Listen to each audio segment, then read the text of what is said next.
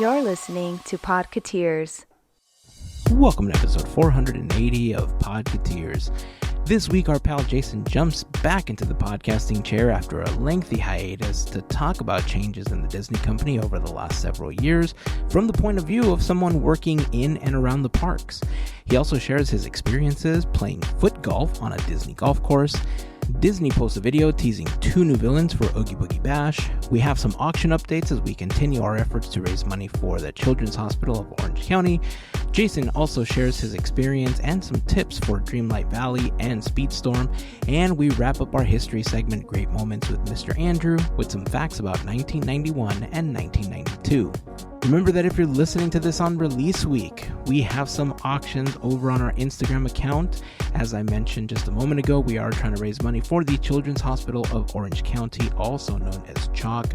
Our goal is to try to raise $500 before the end of August, and you can help us get there with a small donation or maybe by sharing our page.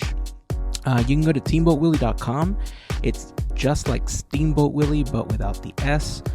Or you can go to chalkwalk.org/teamboatwillie to make a donation. Every little bit helps, so anything that you can give is greatly appreciated. But of course, if you want to participate in the auctions, make sure that you're following us on Instagram for notifications and information on the items and how to participate in those auctions. The week that this episode releases, we will be auctioning off the Jose Tiki mug and the Hatbox Ghost Tiki mug, very generously donated by FGP Squad member Heather. So thank you so much, Heather, for helping us out with that. Of course, if you have any questions about the auctions, please feel free to reach out. We will be happy to answer any questions that you might have. We'd love for you to join the conversation over on our social networks, including Instagram and Facebook, but we would love for you to join us on Discord. Joining the community is super simple. Just head on over to podketeers.com/links and click on the Discord button to join the community. A very special thank you goes out to an awesome group of listeners known as the FGP Squad, our podcast Fairy Godparents, because it's their support via Patreon that help make these episodes of Podketeers possible. As part of the FGP Squad family, you get some additional perks like exclusive discount codes for Podketeers gear, additional content that we've uploaded to Patreon, and you get access to our happy hour calls when we get an opportunity to do those. For more information on how you can become part of the FGP Squad family, we invite you to check out podketeers.com/FGP. And as always, a super special thank you goes out to the FGP Squad for their continued support. So that is going to wrap up this intro. If this is your first time hanging out with us, welcome. We hope that you enjoy the episode and that you come back for more. But if you've been hanging with us for a while now, welcome back, friends.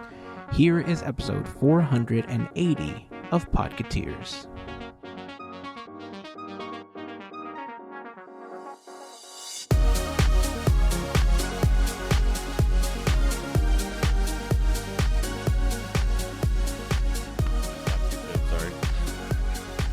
I don't think anybody actually ever. I mean, it's close right enough. On the money. I mean, as long as we get it close enough that our conversation will allow me to line it up, it's fairly loosey-goosey. Oh, I get that, man. I spent 2 weeks editing one episode, so I know how it is. It's been a while. Yeah. Man, what's the news before we jump into some of the stuff we want to talk about? When are you guys returning? We're not sure. There's probably been 10 times that we've set up, went through a round of disc golf, came home, and did nothing. So, it's not that, I think, so being a Disney fan and going through COVID and also a cast member and doing what we've been doing with Disney, there's been a lot of things that have been going on that have, for me personally, has made me not want to talk about or get excited about what's happening, if that makes any kind of sense. I know you guys have been really consistent on the talk and with Disneyland and stuff, but I don't know. There's just been a lot of things that have been really frustrating from inside as a cast member, but also as a guest, where I really feel like the left hand isn't talking to the right hand when it comes to the guest satisfactions and experiences that we're having, but also for cast members too behind the scenes. So because of that, it's been anti-motivating, however I want to say it, to want to sit down and record. But we just went and had a fun time this weekend and did a little something new we've never done before at Disney that we're going to be recording and talking about extensively, amongst other things with food and wine and, things going on in the parks. Yeah, I can imagine. I mean, I feel like Florida also has had their own fair share of experiences that Anaheim isn't experiencing. And not to go down a political route, but I feel like a lot of it stems from that. Mm-hmm. Like a lot of the challenges are essentially coming from, those arguments that are happening. So I can understand how demotivating it can be. I would be lying if I didn't say that we didn't have moments like that, especially me. I can't speak for anyone else on the team, but the really great thing about our team is that I feel like we all motivate each other in ways that we generally don't expect others to. We prop each other up and we try to help each other through this stuff. And everybody always offers up these great ideas about what we can talk about that's not related to that. And our goal has always been to be able to talk about some of the things that we don't like, but, try to be as respectful as possible so that we can try to offer. And not that they're going to listen to our solutions, right? But we can offer some kind of criticism respectfully and then offer some kind of solution that we think would not only be good for the company, but would be good for us as fans in general, right? And it's hard for us to speak for cast members because we're not in that world. But we hope that the things that we suggest and the solutions that we offer, we hope, at least when we talk about them, that they do offer some kind of solution for cast members as well as we feel they would offer for just a general guest to the park. Yeah, most definitely. And I mean, it's been a while since we've recorded. I've recorded with you guys and talked this kind of stuff. Much less myself have a chance to really talk about Disney. Period. Except for with cast members and guests, where I typically just repeat myself. So it's been weird, leadership happening was very positive. There was definitely a huge uplift within the culture inside the company. I felt, even though I work for a third party, I'm also around other Disney cast members on a regular basis, so I feel, feel the energy. Because right before we shut down for COVID, it was like that very last day before we closed was super somber. I saw all the college program kids were all a hot mess. Everything else was going on. We all come back, and then we're all dealing with all these guests coming in who, for lack of a better term, for your show, we're not being very nice. And things had to step up to allow them to understand that we're dealing with this, so can you guys also help us out with our job, in a sense. And now we fast forward here 3 years later, we have new leadership happening. Projects were canceled, some were put on hold, and now they're moving forward. Like the Play Pavilion, supposedly Imagineering has moved into that space, from what I understand, and it's dead in the water. It's not going to happen, from what I understand. Same with the Mary Poppins attraction that we were going to have. I guess that because the movie didn't do as well. A lot of the stuff is based on box office numbers. Not to get into the talk with the movies and things, but it's definitely been. I don't know, man. The fact that it took them so long to get Tron off the ground, and then people are not driving and coming to visit this park for that attraction. Like Guardians of the Galaxy, the Rewind one, incredible. It's a magnificent, everything from the queue, the stuff that the Imagineers did and the details in that queue alone, and the way that they transition you into getting blasted into space and then you do the whole thing. It's phenomenal. The coaster itself, the ride, the experience, the music, everything's amazing. The fact that you had to get a barf bag potentially as a new souvenir at the end of the ride for some folks is a whole different story, That stopped, though, which is kind of weird. I'm not sure if they adjusted the ride a little bit or did something differently, but that just stopped being a thing for some reason. I'm not sure what it is. I do recall them making some adjustments to it because that was happening. So that might just very well be the case. Yeah, maybe. But it's just I think the biggest complaint that I've heard is the fact that back in the day, Walt used to have his Imagineers buy a ticket and walk through as a guest and experience what the guests are getting to experience, so they can actually feel what it means to go park in the parking lot, take the tram up, whatever they had to do. That hasn't really happened much, and I have only recently seen Disney executives actually walking through the parks again. Seeing Josh in the parks. Yeah. It's that kind of stuff. It's just, I don't know. It's just, there's, like I said, it's been a while since we've talked about this, and I'm kind of not at a loss of where to even begin. Yeah, no, I can completely. I mean, again, I can't speak as a cast member. I can only speak as, a potential guest of the park. But I mean, the walking through the park, it wasn't even it was a Walt thing, but all the way through Marty and like some of the newer Imagineers, like I've heard Tony Baxter talk about that. I think Rhodey talked about it at one point as well. So, I mean, it's something that at least the last wave of Imagineers that I think we were most familiar with used to do a lot. Right now, I think they're just trying to complete anything that they have the opportunity to complete with so many things getting cut. And with, the streaming service not doing so well and the park subsidizing the streaming service and, now the park's not doing so well, I get it. It's difficult, for the company to do anything that they want to do in that state. I don't know what the experience is. I know you said you were trying to keep it, nice because you're on this podcast. I know you on your podcast you cut a little looser. Oh yeah, but the sense of entitlement in some of the guests that have been going recently to the parks, man. I watch videos of them, and I don't understand it. The entitlement of.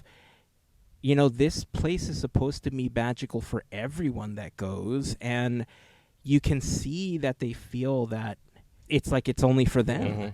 Like nobody else exists. I bought a ticket. This is my special place. It's like 50,000 other people also bought a ticket to be here. It's easy. You go on the internet, you give them some money, and you get a ticket. It's not like a special thing. Like, it can be a special thing, but it's not like a exclusive thing. I paid $120 to be here. It's like, so did everybody else. Like, you're in the same boat as everybody else. And so that's one of the, and also to speak on the walking through the park thing, it kind of is a little obvious in the, like, if you look at some of the newer lands that we have gotten in recent history, a la Avengers Campus, like it's pure aesthetic and not functionality, like functional at all. Just like zero shade, zero trees, all cement. Like, it's very cool looking, but it also is not lush. It's not cool. It's not, temperature cool. Like in Florida and California, like the sun is not your friend. It's like when they built Toy Story Land here, they had Slinky Dog, and there was like a 75 to 95 to even longer a minute wait, and there was no completely shade in for the sun. anything. So that, like, what the heck are these guys thinking? And also, I think we've talked about it on the show before, but the executives should have to be like once a year. All right, here's your phone. Buy a ticket, make a reservation. You have to buy Genie Plus. You have to figure out how to use. You don't get an assistant. You get to figure out how to use Genie Plus. You get to buy food. You get to wait in line, and you give them a task of, like, you have to do 8 attractions today using Genie Plus or something, and see how it is with people, and try and wait for the fireworks and this and that and the other thing, to see how the experience is for the guests. Because it's, if you don't do it, you can be like, yes, numbers say this, numbers say that, because everybody is, especially the families, they're like, we're here for the kids, and the kids, don't really pay attention to all the, like, work that goes into it, where the parents or whatever are like, doing all the checking and doing all the this and that, and, mobile order, and I want a churro, and da-da-da-da-da. I mean, I want a churro too. But when you're just a childless adult going through Disneyland, you can just make the day whatever you want it to be. So that's fine. Like, if I don't get a go on Pirates of the Caribbean this time, oh well. But if you have a kid and you go and Pirates of the Caribbean keeps breaking down, and that was the only reason they wanted to come, you're not gonna be having a great day, I'm sure. So it's really like they need to experience all the things that guests experience, without the luxuries of being a executive or a higher up or chief or whatever you want to call it. It's just going to make the experience for everyone better, and hopefully put those people in the mindset of their customer base so they can best, fulfill the needs of the people and, make the company something that the people want to invest their time and money into. It's the fastest way for change. Yeah, totally. And it's so with the Genie Plus, it's like when that first came out, it was watching cast members get trained and try to understand how to use this thing themselves, and then how to show other people how to use it was pretty humorous because they had no idea what the heck was going on until they finally got the bugs worked out and whatever. But you go back to like how FastPass Plus used to be, and it was still. If I wanted to go to the park, I had so many days ahead where I could actually, as me being a local, not getting a resort room, I had like a week out or something like that, and I get to pick 2.5 of my favorite rides, maybe 3 if I was lucky, and then we'd go get on those things, and then we'd leave. That was it. Now it's like I'm not going to spend the money to do it. I understand why families want to come in for their once-in-a-lifetime trip and spend $25 a person to go on Rise of Resistance because this is their once-in-a-lifetime trip. So I get it.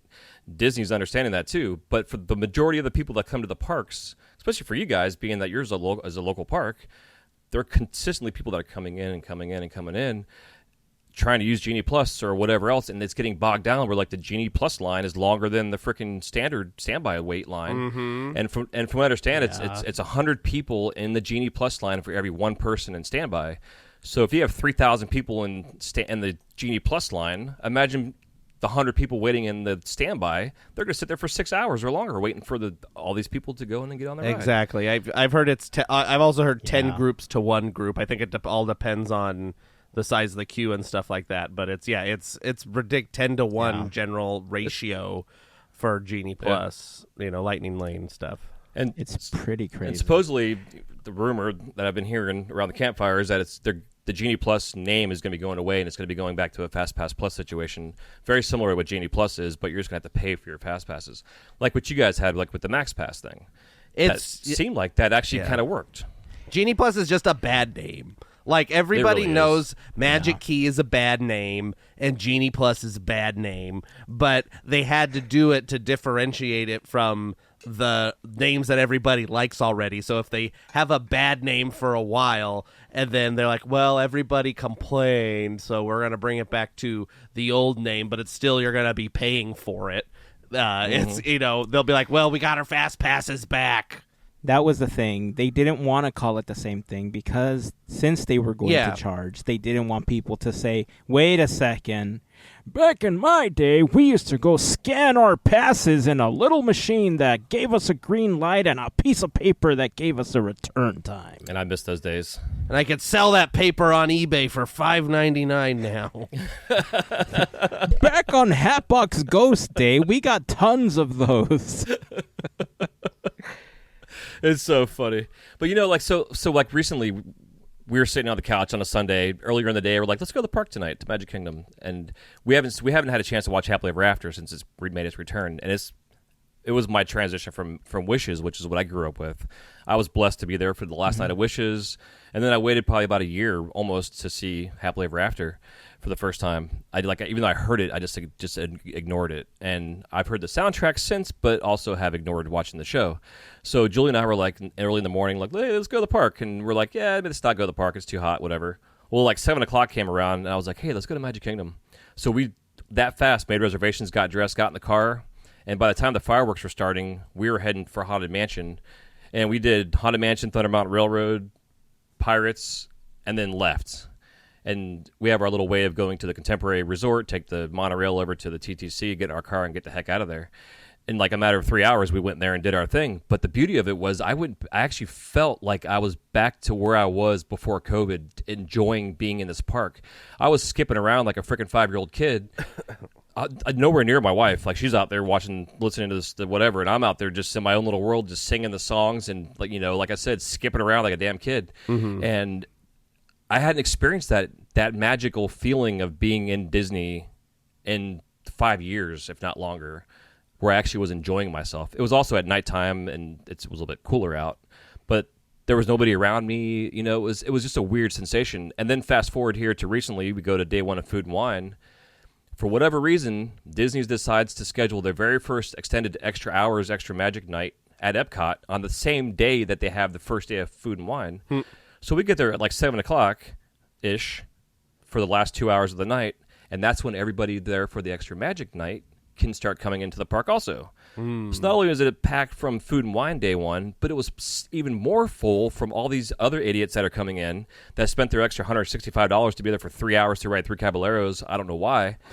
and Food and Wine was even offered and available to them. Wow. So they go there for the first 2 hours for Food and Wine, and then Food and Wine ends. Mm-hmm. We literally did a 30-minute walk through the park. Julie got a lamb chop, and we got the heck out of there, too. It was crazy. Lamb chops. They put like a potato chip on it, like some kind of thing. She should like double fist these things. It's pretty funny. $45. But yeah, exactly. But for me, again, it's another example of the left hand not talking to the right hand. Like, why in the heck are they going to schedule these two things on the same day? Yeah. For me, it's a money grab. I think they just want to capitalize on it. It totally is. I think, yeah, they just want to capitalize on it. I mean, it's become very apparent in many situations that it is just a money thing. And there's so many different departments within the Disney company where so many elements are run as separate businesses that you're absolutely right. Like, the left doesn't talk to the right. And it's in those situations that we get what you experienced, right? Mm-hmm. But I think in the broader sense, it's the fact that every one of these businesses wants to come out on top because they know the consequence can be that there's going to be cutbacks in their departments, or things are going to be taken away, things are going to be streamlined in some which way or another for the company, not really understanding that in the long term, it's making it for a worse experience for the guests that are coming to the park, right? Because here in Anaheim, I know we've had a lot of like cutbacks on cast members and stuff like that, and all the attractions that are constantly breaking down, and the upkeep of the attractions is not the standard that a lot of us have been used to for so many years, right? Mm-hmm. I can't speak obviously for Magic Kingdom and Epcot and all that stuff because I haven't seen there, I haven't been there. I don't know what the status of what the park looks like. And while I've only been to the park a couple of times in the last 2 years, in those 2 times that I went, you can definitely see a difference. Like when you said, I felt like a little kid and everything, just kind of going through the park and stuff. And I get that there's some people that have that like experience, but there's definitely others that, like Andrew was saying, you buy all these tickets when you do go with kids. Like if you go without kids, it's a totally different experience. Whereas if you saved a bunch of money to take your kids, on this one trip throughout the year, they're not getting that type of experience. They're waiting in these like 4-hour lines at times. The kids are getting frustrated, and it's really different. Yeah. Not that lines are a brand new thing, but listen, I hate to say it, but if ever I could just pay for the Genie Plus or whatever it's going to be called going forward, if I know that I'm not going to be in a line longer than the standby line, I would much rather just pay for it because I have grown to not enjoy lines anymore. And there's the problem. Person. That's why we have Genie Plus in the first place. It's because people Hazen who just want to pay to get past it. And no, I'm just kidding, Hazen. It's like, in the words of Taylor Swift, it's me. Hi, I'm the problem. It's me. I think Disney has trained us to not like lines. I hate waiting in line at the damn grocery store nowadays. You know what I mean? Like, for real. What it should have been was a more limited experience because, people would complain, but whatever. Like, if there was only so many slots for Genie Plus, I mean, I know there are only so many, but the number seems to be too high because there are so, like, FastPass had a limit. It was like, okay, this many every 15 minutes or whatever it was. It seems like Genie Plus is exceeding that limit by a lot. With the old FastPass system, you couldn't get another one for, what was it? It was either 2 hours or once that one was up, which I guess you can, do that. That's kind of similar to what it is now, but it just seems like there are more than in the past. There are more people in those fast pass lines than there were with paper fast pass. I think they've upped that capacity number to make it seem like you're waiting in less of a line, but most of the time you're not. You're just making the other line longer. And if I've said it in the past too, if all fast passes were gone, all the lines would be short. I mean, not short, but they would be shorter than they are now. Yep. Yeah, it's rough. Yeah. And I guess what I'm hearing too is like a lot of there's a certain percentage of people that are in the same fast pass lines that also have like the handicap or, disability access also. They use that same line. So there's also that, there's kind of this clogging of multiple different variations. Parents that have to wait for the pass off, thing for the kids. Child swap. Yeah. So they all use that same line basically. So then it really fills it up. It's just silly. I don't know. I don't want to bring negativity and complain all day on this episode, but I just think that if Disney took some Adderall or some Ritalin or something like that, and like took a deep breath and didn't jump on projects right away as fast as they have, and then had to cancel it after spending $50 million on a building or structure that they had to then tear down. Galactic Star Cruiser for a good example of it. That's another interesting talk. That I think that's a whole episode that we could get into. Totally talking about the Star Cruiser. That's the reason why Tron took so long. All the just from what I know, the engineers or Imagineers I know got pulled from Tron and got put on that. So that's the long story short. But yeah, I mean, look, I know it sounds like just major complaining, and I know you just apologize for it, but as a working in the park as not a direct cast member, but as a cast member, right? And also as a fan and as a guest of the park. The one thing that I think people don't understand is I've been told in the past, like, how could you speak bad about Disney? I thought you were a Disney fan. And my response to that is I say that stuff because I'm a Disney fan, because I love the parks, and because I've enjoyed going for so long. And the experience is different. I understand that things change. I understand that circumstances can affect, the product that you produce. I understand that with what we do. Right? I understand that my circumstances have in many ways affected the product that we put out. There's so many things that I would have wanted to do over the last 2 years that I just haven't been able to. Right? So I get it. I understand that. And I've gotten feedback, and I really do my best to try to cater to that feedback in a positive way. And I try to adapt as much as possible. I think a lot of us talking about Disney as a company, as fans, we hope that they would do the same thing, right? I understand that changing a small podcast with a small audience versus, changing course on the behemoth that is the Disney company is a totally different ship, right? Mm-hmm. But, again, small changes, I think, can make huge waves for the company, right? Yeah. Like something as small as last year when all those cast members were striking and when they were, talking about how they didn't make enough pay to even afford the apartments that they were living in. Come on, like that's a simple change that would make your entire cast member base so much happier and be more willing to produce the magic that you talk about on a daily basis. Yep. Right? So it's, again, we don't say these things because we hate the Disney company. We say these things because we love the Disney company. We want to see it thrive. We want to see the cast members continue to produce the magic that we enjoy so much about the Disney company. 100%. If you can't be critical of something, then I think you're not really a fan of there's being critical and then there's just following blindly. Like there's a happy medium in there. Like nobody can do no wrong. Like everybody is fallible, even the Walt Disney Company and the people that work for them. So sometimes people make a bad decision. Like it happens, and people, you got to point it out and be like, hey, we don't like that you did that. Because if you just say, hey, man, I really like that you made all the lines really long, and I really like how it's like there's no shade. I really like all that. If you just say that all the time, then they'll just keep doing it. like because they think that that's what everybody wants. Well, I guess they want to sit in the sun.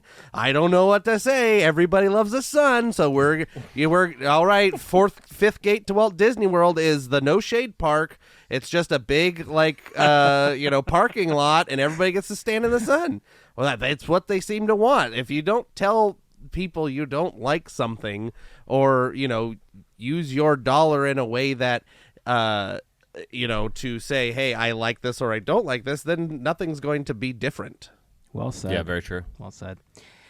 So, like you said, we don't want to sound like we're being 100% negative on this episode, because there are some positives, right? And one of the positives is that you had an opportunity to have a unique experience in the parks. Tell us a little bit about what you had a chance to do and what the experience was like.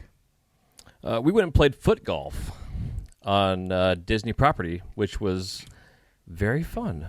Before you get into it, I do have to ask, you said you played foot golf. Is that not just kickball? It's basically soccer and golf hybrid. Oh, okay. All right. I'm sorry. Because it's okay, because you actually use like a regulation soccer ball as your ball. Oh, interesting. Yeah. So the course that they have it at is at the Disney's Oak Trail Foot Golf Course. And basically it's over where Shades of Green, I believe it's called, where they have where the military can stay for that's the name. Discounted and everything there on property.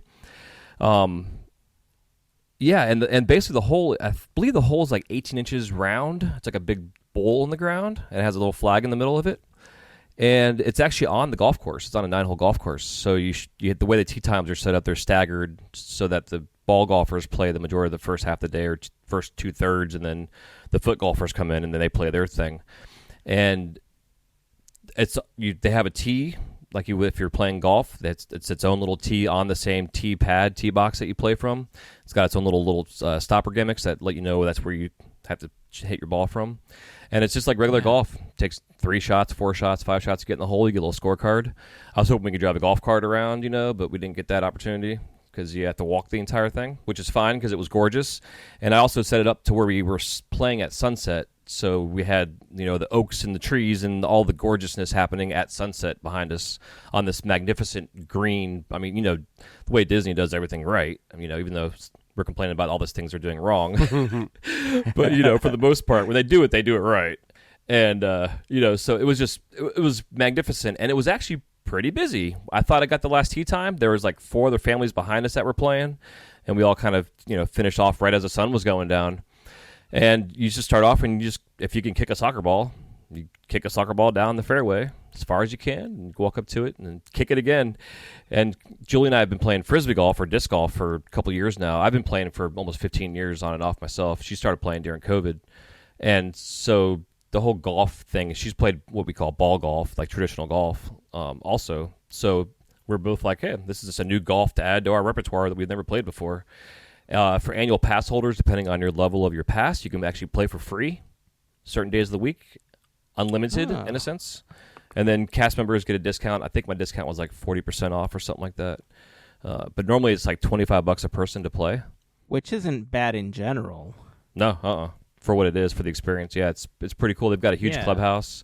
I felt kind of at first out of place because we were kind of in our own gear outfit-wise to play like soccer on a golf course when you have all these other golfers that are coming in all hoity-toity, as they're coming in on their golf carts and their clubs and stuff, like I would be if I was playing regular ball golf, kind of thing. But it was just kind of this mix of different variations of humans out there playing different sports of golf on this golf course. And it was pretty cool. And we walk up the guys like, welcome to the most magical place on turf, as his opening little thing to us, and began to tell us all about the game. It was a lot of fun. So you were talking about all the people that were coming out and playing and all their gear and stuff. Did you see a lot of families or kids playing, or was it like, like older people that were playing, like teenagers and older people that were playing? Yeah, as far as the foot golf, I would say stuff. Julie and I were like the only couple out there, and everybody else that we saw were families. Like but the people behind us was a family of 4, 2 girls and mom and dad, and then behind them was another family, and then in front of us we had a family. So we were kind of like the lonely, couple out there doing our thing. the millennial Disney no baby couple, whatever you want to call it. You know, You're out there having fun, man. That's all that counts. it was a right? blast. Yeah, I recommend wearing good shoes because I had not the best sneakers on, you know, because you're kicking soccer balls, and you want to stretch out and, you know, not be in shape, but, you know, at least somewhat physically fit so you can walk 9 holes on a golf course. Right on, man. Yeah, it was a lot of fun. Well, definitely sounds like an experience that I guess people should give a try to whenever they're out there and have an opportunity. $25 doesn't seem like a bad deal, even if you're not getting a discount, considering that, you know, in most places, at least out here in California, Southern California, if you go miniature golfing, you're paying anywhere from $12 to $20 per person. And the courses are not Disney in any way. Some courses just look like they've been falling apart for 30 years in some cases. So the fact that you're paying $25 to be on a Disney property, you're out in the open air, you know, enjoying the scenery, and you get a chance to have what sounds like it's not a common experience for many people. I guess if you frequent that area, it might be more common for you. But honestly, when you first texted me this thing, I had zero clue what foot golf was. And in my head, that's all I thought. I was like, this sounds like kickball. Like, what is he talking about? That's why I asked you the question. But yeah, overall, and it sounds fun. Yeah, it definitely was. And what's interesting, too, is there's actually like a professional foot golf association. And like on the tee markers, it has like a little logo of that, what it is. Yeah, totally. And I can see like former soccer players like going out and actually competing in this sport as an active sport. What? It's wild. Andrew, this is it. This is the sport. I'm a former for us, soccer I think. player. Yeah. Yeah. This is it. right Football. here. Football. Yeah. Goal. I got my. Do you scream anything when you make it in the hole? Not really, because I was shooting like bogeys and double bogeys and stuff. You go, man. I kept looking at Julie like, you having fun? She's like, oh, yeah, I'm having fun. You having fun? I'm having fun. That's all that mattered the whole time. You know, So far, yeah. the only golf I'm good at is 1, miniature, and 2, I just downloaded Tiger Woods 2K23. Oh, I was just telling and Julie I've been about that playing last night. that, so How is pretty it? good those at are it, the two yeah. forms of golf. Wii golf is I've been pretty playing. good. I'm pretty good at Wii golf, I think. Yeah, we've been playing the new Wii golf. on the Switch. The Switch Sports. I mean, the same thing. I call it Wii golf. Wii golf. You know, love they'll it. take anything. What I mean, I guess it's just people can't cut. There's only so many games that can exist in the world, so they're like, let's just mash up these games because it's like, you know, disc golf and foot golf, and there's like, what is it? Have you heard of slam ball? I want to say I Is have. that just handball? No, Or slam ball dodgeball? is basketball on trampolines. Okay. Oh, okay. I want to combine a chair and you know those tennis balls with those Velcro pads that you toss at each other and they stick to the Velcro Yeah. pad? I want to combine those two things. We call it Velcro chair ball. Oh, okay. That's creative, I know. Yeah, I don't know. Totally Let's nailed do it. like let's see. What's another like lazy game we can do? Like bed sleep ball. bed hockey or no, bed That yeah. bed bowling. Bed bowling. So you lay the bed is just next to the lane and then you just pick up the ball and you swing it from the bed and then you roll the ball and you bed bowling. I don't know. All right. That's how we play our Wii bowling, is our switch bowling. We actually lay in bed, and I play lefty because I lay on the left side of the bed, so my arm could be off the side of the bed, and Julie's on the right side of the bed. Jason's already ahead of the curve on that bed one. bowling Oh, yeah, already. dude. My left arm is getting real strong. That's funny. All right. Well, before we continue, I do want to take a moment to thank a wonderful group of listeners known as the FGP Squad, our podcast Fairy Godparents, because it's their support that help make these episodes of Podketeers possible. If you want more information on how you can become part of the FGP Squad family, head over to podketeers.com/FGP. There you will find a link to our Patreon, a little bit about the FGP Squad, some of our top contributors, and more. So also, if you have any questions, please feel free to reach out to us. We'll be happy to answer any questions you might have. But being a part of the FGP Squad family just gets you a few additional perks, like access to additional content we've uploaded to Patreon, access to our happy hour calls whenever we get an opportunity to do those. You get discount codes for Podketeers gear when new stuff is released. Sometimes I just like to send out things to people. Like we randomly made these cool little products that you can wrap steel cans in with logos and badges and names and stuff. And they just recently went out, but they went out to the FGP Squad. I think they're fun. I think we'll be able to have some fun with those designs. I got one. Yeah. So, again, if you're interested, head over to podketeers.com/FGP for more information. But, as always, we just want to send a huge thank you to the FGP Squad for their continued support. FGP. Yay! Yeah, man. All right, well, let's talk about something that's scary. And this scary seems to be a little bit of a tease for what might be coming to California Adventure for Oogie Boogie Bash this year. Mm-hmm. We got a little video teasing a bucket or a barrel of some stuff, some ooze, and then we had a little tease for a San Francisco, and immediately a couple of characters came to mind. Andrew, you want to talk about this? Yes, a barrel of ooze making their Disney California Adventure premiere. The Teenage Mutant Ninja Turtles are coming Got to it. Oogie Boom. Boogie Bash. Cowabunga. So, Hey, they were at MGM Studios for a while, so I wouldn't doubt it. They were. You know what? It's part of the history. But no, there is a barrel of acetate, turpentine, benzene, or they call it acetone, turpentine, benzene, or the dip, as you may know from Who Framed Roger Rabbit. So it is, and out of the barrel we see two little shoelaces hanging out the top. So it's given us Judge Doom, as you know, Judge Doom dips a Toon shoe into the dip in a very horrifying scene in Who Framed Roger Rabbit. Probably one of the most, like, just generally evil villains in Disney canon. Like, One of the worst. Like, it's just like evil for evil's sake. Kind of like it's just like Cruella de Vil's like, I want to murder a bunch of puppies. Okay, Judge Doom, I want to like murder all the Toons for money. Like it's pretty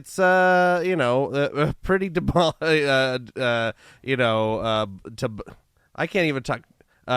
Anyway, pretty bad. I feel like Porky Pig up in here. That's how shook Andrew is right now. He can't even talk. And then San Francisco. It was just kind of like a bunch, like it just said San Francisco, so that leads us to believe we have Yokai coming from Big Hero 6, or I mean, I'd assume it's him in the like, the trench coat and the mask thing, and not like Man, whatever. I forget what his name is when he's not in the costume, right? Because they're like, it's that guy, Man. He's got a name. Yeah. Like Steve Dittmeyer. That's not that. It's not. It's not Steve Dittmeyer. I want to say, man, what is his name? Robert Callahan. That's his name. There you go. That was pretty close. Man, Professor Callahan. Yeah. Yeah, I mean, I'm assuming they're going to show up. They're going to have him like in a trench coat and the mask and stuff, because otherwise, they're not going to. It's just Man. How would you feel? How would you feel if instead of Judge Doom, they're like, surprise, it's the Toon Patrol, and it's like Weasel and like Smarty and like all. Like, it's not Judge Doom Psycho, at all. Wheezy. Yeah, you know what? That's even better in my book. Like, you get like 6 weasels. Like, that would be pretty dang cool, in my humble opinion. I mean, Judge Doom is very cool, but the weasels are also cool. I mean, anytime we can get anything Roger Rabbit in the parks anywhere, I am game for it. Even if it's just like a cardboard cutout of Judge Doom, like, I'm fine with it. like it's better than zero Roger Rabbit at this point. Like I'm do keep them in the parks, keep the movie fresh in people's minds. We gotta, this is what I like about Oogie Boogie Bash is they've kind of dug a hole for themselves, a good hole of like rare characters. Like Mickey's Halloween Party kind of did that, but it wasn't really to this scale. Whereas like, okay, maybe like the Seven Dwarves would come out or like this. It's like these are characters that we've never seen in costume in a park. Yeah. Like, so just like on this, having never been to Oogie Boogie Bash or Disneyland in general, how are the lines for the meet and greets typically for characters? It really depends. Like I've gone, other than last year we didn't get to go. I've gone every other year, and I'll be going this year. It really depends. Like the year before last, we decided, just me and my wife went. We decided that we were just going to do photos, like just as many photos as we could. And so we ended up with 99, I think it's 99 or 100 photos that were all meet and greet photos. So we got to meet. It was just a whole plethora. And the newer characters definitely pull a larger line. And some of the ones like Ernesto de la Cruz, I believe, is part of a treat trail. So there's no meet and greet for that one. They have the Sid from Toy Story and all these other ones. Those are all treat trails, so you can't really get like a meet and greet photo. There's no photo pass or anything like that. But we took a lot of photos, and if you're not like super set on seeing like World of Color, a lot of stuff will be a pretty short line during World of Color. Or if you're not really, we have annual passes, so Magic Keys. Annual pass, whatever. They're going to change it back eventually. I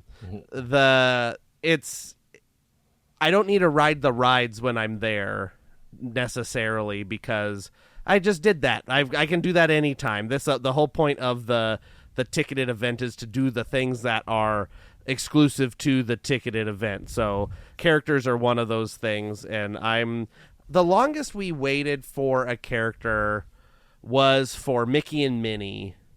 And we got in the line at a weird time because then they had to go on break, and so we stayed in line. So I think we waited like 30 minutes or something for them. But other than that, most of the lines were like 5 minutes. That was the year that Captain Marvel made Hazen a video, and that line was there was one person in front of us in that line. Fan. So yeah, hardcore fan that year. So it's really like it's hit or if it's like the Kingdom Hearts Donald and Goofy Mickey. They always had a big line, but I didn't play Kingdom Hearts, so I'm not really that's not my jam, so I didn't need to go get a picture with them, but that one always pulled a big line, and that's the only one I really noticed the time before last that I went. I think we went the year that they had Zombie Cap, but they didn't have him out yet when we went because we went fairly early. So I know that one was pulling like pretty good lines too. But generally, like I think we met the Sheriff of Nottingham or something, and there's 4 people in line or whatever. I'll have to pull up my photos, but they can get Mickey and Minnie was like 30 minutes, and I think that's probably the most. Again, the Kingdom Hearts ones were pretty long. Like that one I could see being longer than that, but they weren't like the worst thing in the world, especially if you're getting there early, like right when they let you in at like 3 o'clock, 2 or 3 o'clock. I think it's 3 o'clock. And you can do your rides. If you're going there and all you have is bought the ticket, you don't have a park ticket for the day. Do your rides in that 3 o'clock to 6 o'clock or 7 o'clock whenever the party starts. Knock out the big things that you want to do then, and then just go full bore into all the specifics of the Halloween party. So, we don't care too much about the World of Color, but we really love the parade. So we always make it a thing to see the parade, do the characters, the what is it? The Villains Grove. We hadn't done the past couple of years. This last time we went, and it was very cool. I recommend everybody going to Villains Grove if they can. It's so cool. So yeah, just long story short, the hit or miss on the lines, but some of them can be short and some of them can be long. Interesting, because like here, so we have Jack and Sally. Mm-hmm. They're waiting up to 3 to 4 hours. People are waiting. I was hearing someone talking the other day, like they did the same thing. They went for characters. They got 3 passive photos. Oh, with wow. three different characters through the entire night. Wow. And they open up the park at 4 o'clock. And so 4 o'clock is the earliest you can start to wait in line, but only for Jack and Sally because they're the 2 most popular. And then we have the Pooh characters, and they're all in their little costumes. Everybody wants to get a group photo of all the characters, individual photos. Mm-hmm. With social media these days, social media is just screwing everything up for everybody, no matter what the heck it is that we're doing, whether it's theme parks or life in general. It seems like, good Lord have mercy. But that's you can either go do characters or you can go get 40 pounds of candy. What is it? What you want to do? Yeah. I like to, we have the overlays too, and I've only actually been one time to the parties, and they had like an overlay for Space Mountain. It was all black and had like heavy bass metal music playing. It was amazing. But that's why I'm asking, because I've just been hearing horror stories right now. And also the fact, as you guys are also dealing with, it's like 120-degree heat index at 8 o'clock at night right now here. Dude, right now in Southern California, as we're recording this, it is 99 where I am. Good Lord. That means And it's like it's- 104 degrees inside it's Hazen's house. Yeah, it's ridiculous right now. So, do you normally have Jack and Sally out for anything in any of the parks? Just that. Just for the Just Not So that. Scary.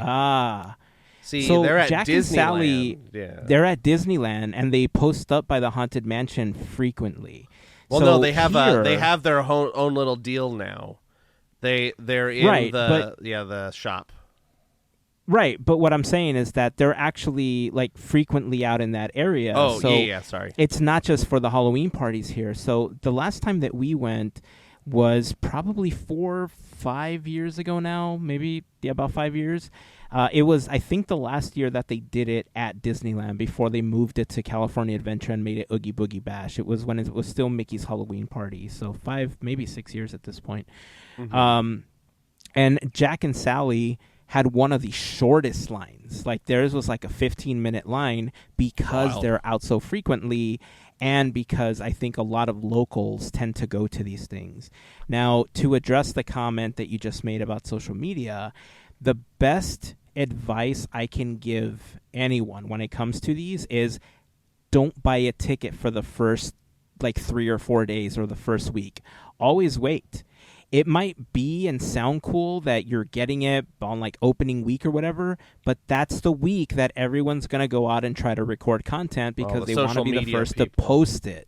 Yeah. So if you want to be in a situation where it's just a little more enjoyable, you're not standing in line so much, especially if you have kids with you, try to go after week 2 because the lines will tend to die down a little bit.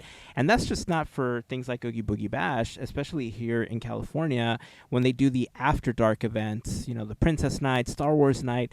For any of those situations, always try to get it. Larry talked about this for a couple of the After Dark events that he went to.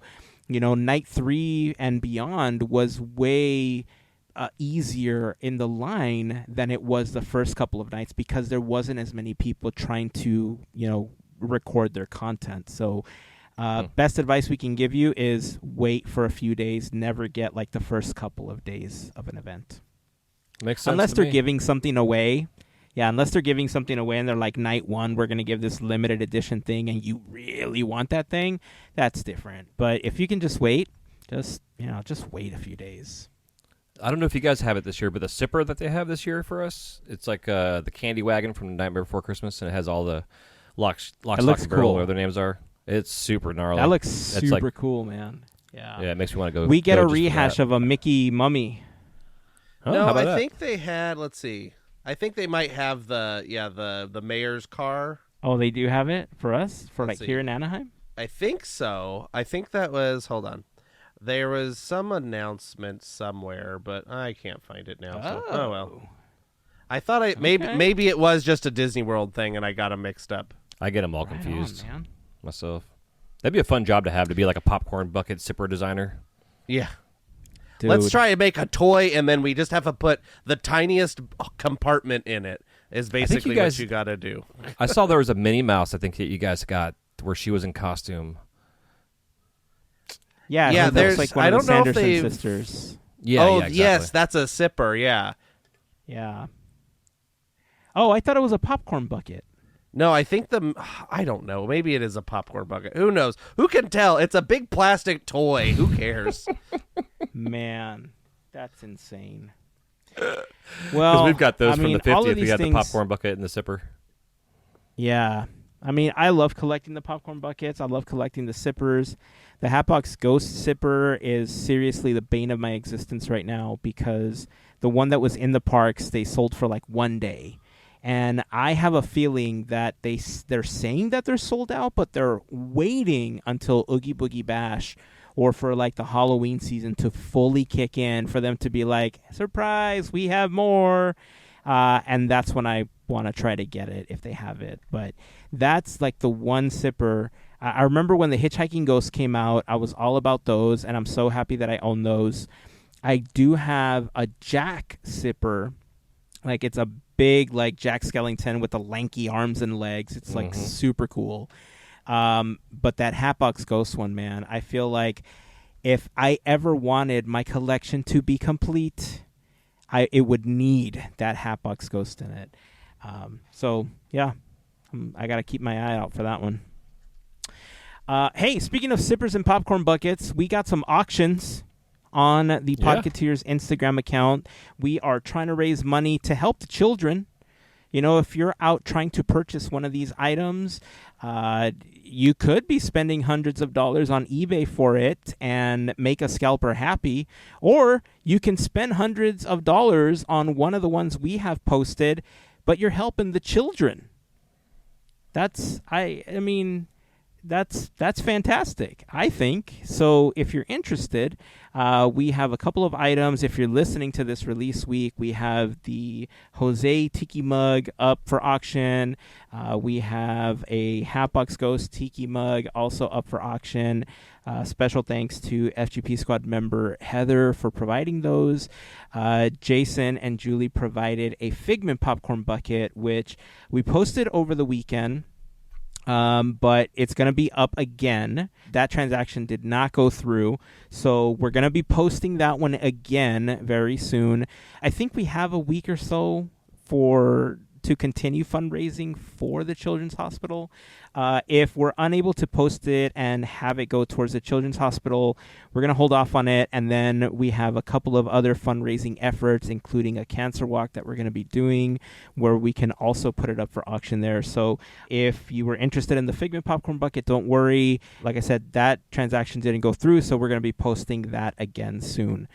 And then we have the other auction items. So follow us on Instagram if you're not following us. That's the best way to be alerted when the auctions go live.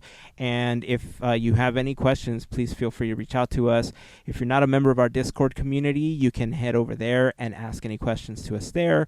Best way to join us and to find a lot of our common links is by going to podketeers.com/links. There you will find our most recent episode, a link to the Disneyland playlist, links to our YouTube channel, Goofy Guys Adventures, Larry's YouTube channel. If you're not following him, make sure you subscribe.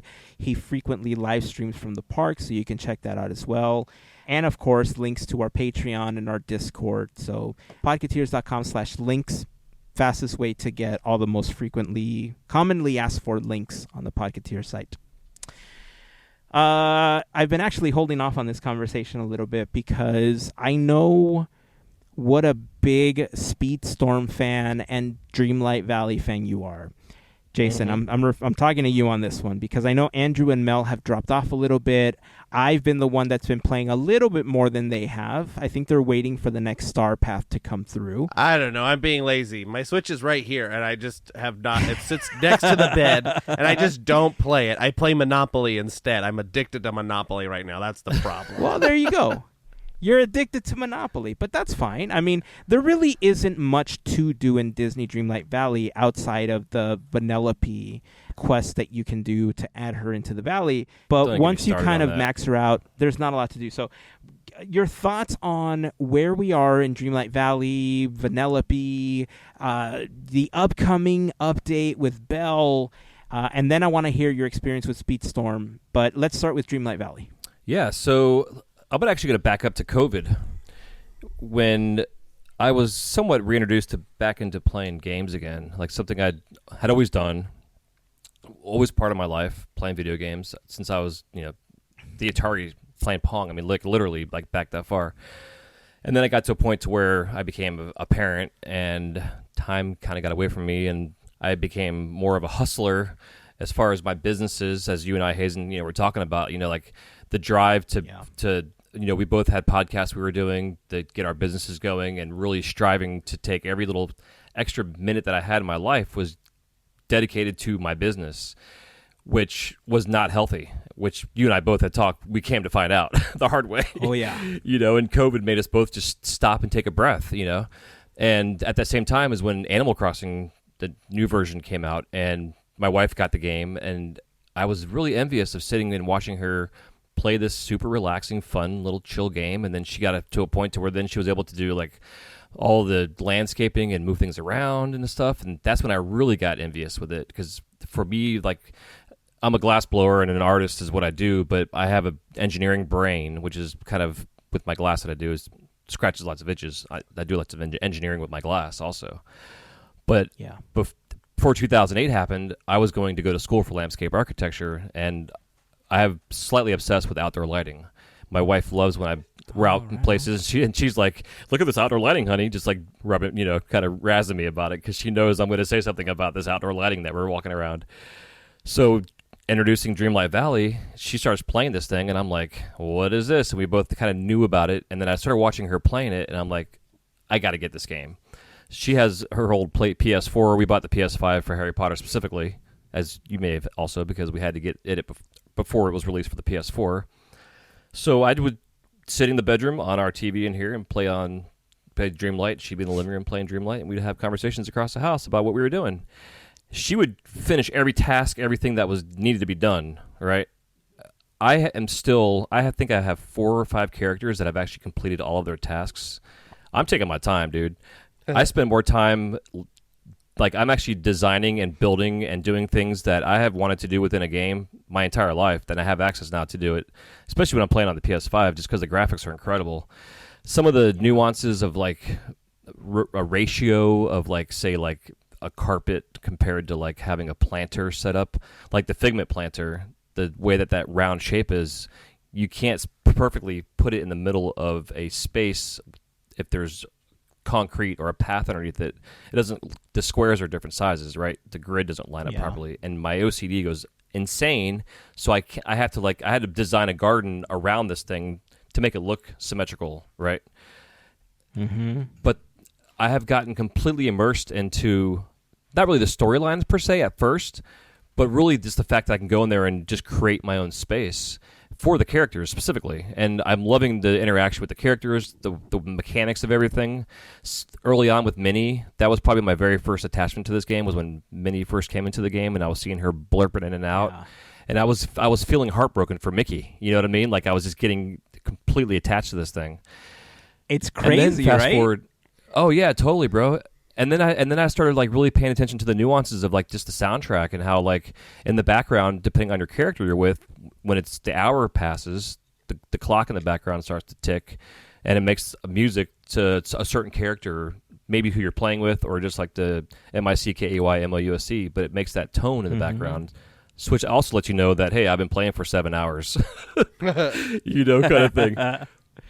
But then it gets to a certain point where like it transitions into nighttime, and then the music turns into this beautiful ambient music where I will just turn on the game just to hear the music playing in my headphones while I'm laying in bed, not even playing the game, just to listen to that soundtrack because it's just so soothing and relaxing, and it's really what has gotten me even more attached to this game. And then now we fast forward to Fairy Godmother coming in, and I had to complete I had to get Simba and Nala's tasks almost all finished before I felt like I could start the fairy godmother stuff. And I think I have my Same, fairy dude. godmother at, I think she's like level 7 right now. I haven't fully completed her, but I did finish the game. And like I told you, I was not expecting to sit there and get all misty as I'm playing this kid's freaking video game. Like I was having an emotional experience. You know what I mean? Even dealing with Olaf. Like Olaf is so silly and goofy, but like his little expressions, even with Wally, I feel guilty when I'm like, okay, Wally, I'm done playing with you right now. He gets all sad and walks away with his tail between his legs. Just rolls Like, away. Yep, I feel Dude, the same. It's so fascinating how they have been able to take characters we've grown up with and loved into this game now that is part of our childhood, quote unquote. And as adults, they're teaching us how to communicate, how to express ourselves, how to be children at heart again. Even though a lot of us already are because of our immersion within Disney as it is. But this game is really it's very interesting. I mean, even the fact that they had a warning at the beginning of this new chapter saying, "Hey, there's some serious emotional things that you may have to deal with within this game. I hope you're prepared for it. And if not, you maybe want to wait a little bit before you actually play this game." I think it's a great way to teach kids how to communicate their feelings. If they're feeling a certain way, this forgotten character, he's like, I'm having these feelings of negativity. And you're like, yeah, this is very similar to what love feels like. Anger and love are very similar emotions. Through a video game, they're expressing this and teaching us that it's okay to feel this way. You know what I mean? Yep. It's what I feel it's what society needs in a sense because, as we talked about getting frustrated with all the things at Disney, it's because we have a passion for Disney specifically. Some people think we're crazy, that we're part of a cult. Maybe we are, and we probably are. But to me, we're all living, yeah, exactly. But we're all living the life that we're living as kids at heart. Hence why we may live till we're like 150 because we're kids at heart. You know what I mean? Yep. And this game's kind of like reintroducing that to us again to recapture that spirit of being a child.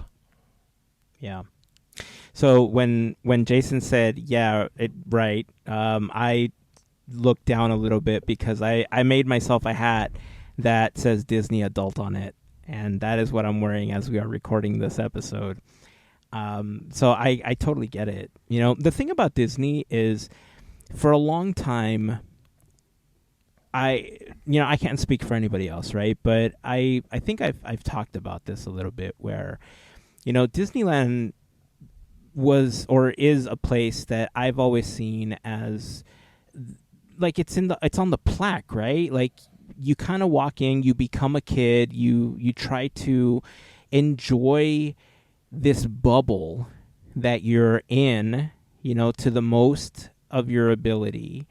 And I feel that the beginning of the pandemic definitely changed that. And as people have started to go back to the park, obviously we talked about entitled guests that break the bubble a little bit. So it's a little bit more difficult than it used to be. But, I've talked to a lot of people that have told me that they use the parks especially as a way to escape the real world, to escape the stresses that they have in everyday life. And, if that's what you use the park for, or if that's what you've historically used it for, then, hey, everybody needs to find a way to de-stress, right? Everybody needs to find what works for them. But when I found myself not being able to go to the park as frequently as I would have wanted to, I needed to find a different avenue to help fill that for me. And Dreamlight Valley kind of became that because like in the first year of the pandemic, I jumped onto the Animal Crossing bandwagon. Like I didn't really play games either. You touched on it, that hustle mentality that was always ingrained in us, even from a young age. Like I grew up like, you got to work hard, you got to hustle, you got to this, you got to that. But you kind of miss out on a lot, right? And so I took a step back, and I was forced to take a step back, basically, and reevaluate and think, well, how can I enjoy myself more? And one of those ways was sitting down and playing games with my kids, and having an opportunity to just relax and not think about anything else. And Animal Crossing was that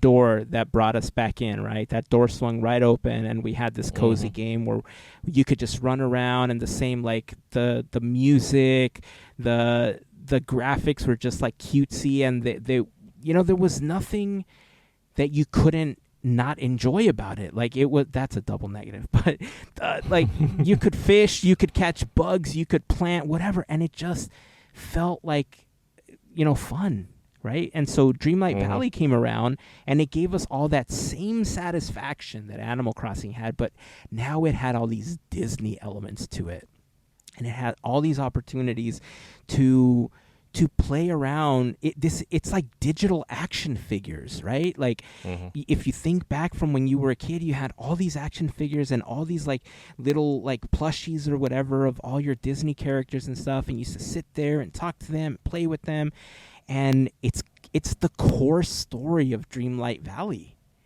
It's like you said, the idea of reminding you what it's like to be a kid, to have that inner child. It's reteaching you, like you said, like to take that step back and just realize, like, hey, slow down.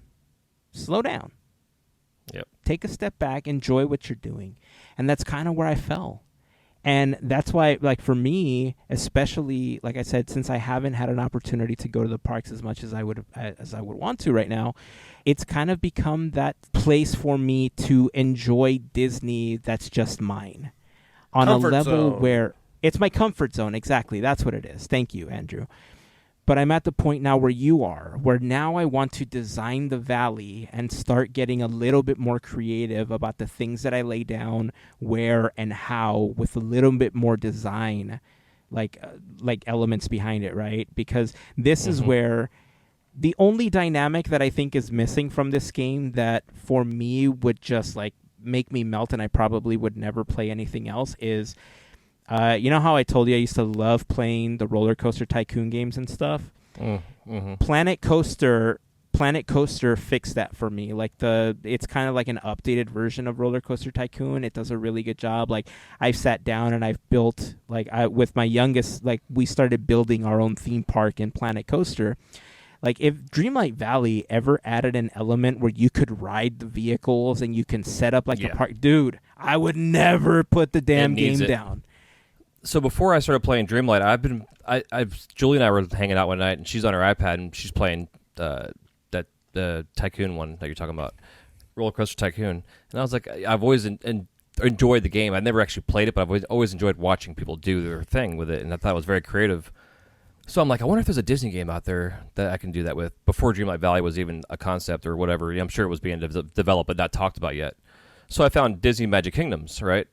And it's a mobile game. It's a lot of fun. I've probably spent too much money on this game because it's a pay-to-play kind of deal. I also kind of feel like in the background they're teaching kids how to gamble maybe a little bit, kind of getting that little thing started as a whole other thing, But it gave me a chance to be introduced into a space of a game where I could design my landscapes and my parks and put my attractions and stuff. But the kids that come to your park, they go on these attractions. And you can watch these little kids go around on the roller coasters and the rides and have their fun and stuff. And it's pretty neat to see it. There's also some real basic stuff where the characters will do tasks. You can't see what they're doing inside the attraction, kind of deal. But on April Fool's Day for the last 2 years, every kid that runs through the park, their head is huge. They're all big head kids, right? It's hilarious. Bigger than their heads normally are because their heads are already pretty huge to begin with. It's hilarious seeing these little kids with these massive bobbleheads running around with like a Seven Dwarfs, hat on with a beard, and he's got a freaking Mickey Pop in his hand and a little balloon in his hand, and they're riding the roller coaster, and you see these big old heads riding the roller coasters or certain attractions. It's super cute. But like you're saying, with Dreamlight Valley, that was one specific disappointment because other games have accomplished and achieved that mechanic. Why can't we do it? Yeah.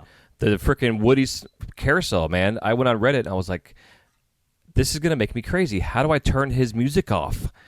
I have to move it in the farthest part of the swamp so I could not hear his damn You Got a Friend of Me song playing over and over and over and over again. And then I found out you could put it on streamer friendly and it turns it off. I think that the company has fixed it now to where it is off. But Lord have mercy, it was making me crazy. But I've got two Dumbo set up. I've got a whole space where I intentionally put up 4 different columns from Small World and had them all playing in different times so that the song was off of each other just to make myself crazy listening to it. Nice. That kind of stuff is fun. I got rid of it immediately, but I just had to do it to see what it sounded like. It was like a horror movie, but it's I wonder definitely why they don't got me sync back them. into. I don't know, man. It's so weird, right?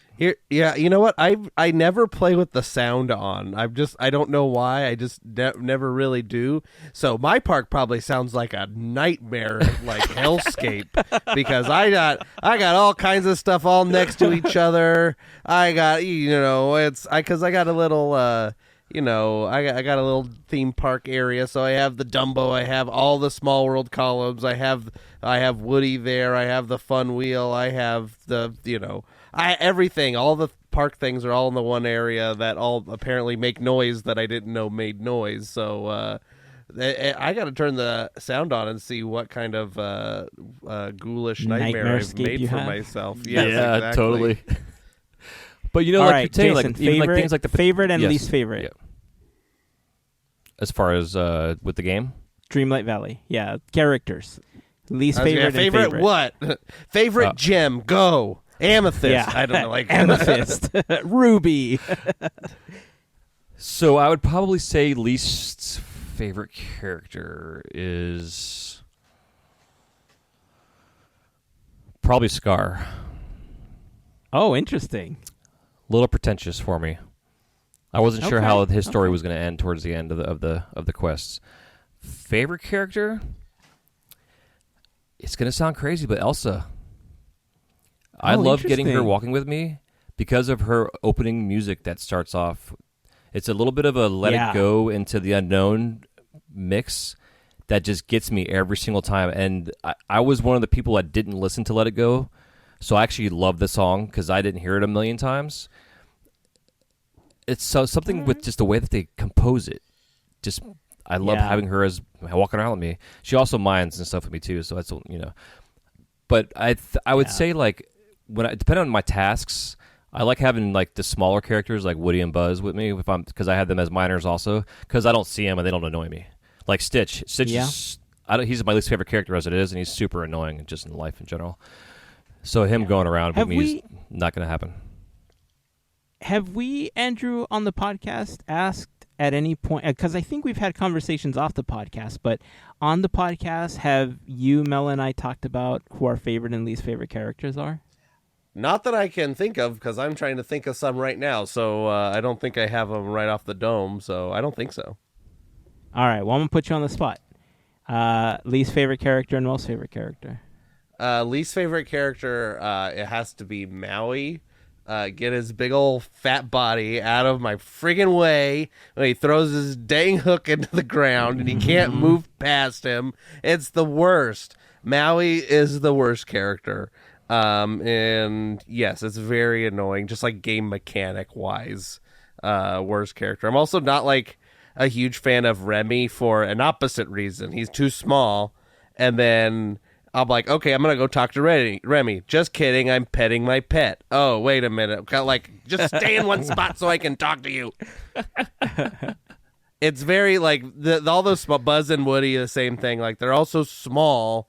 It's just kind of annoying to like their talking to area is smaller. Like they should have the same size. Like, I'm sure like in like something you can't see is like the area with which you can be within a character to talk to them, and it just seems like the smaller characters, that area is smaller and it's annoying.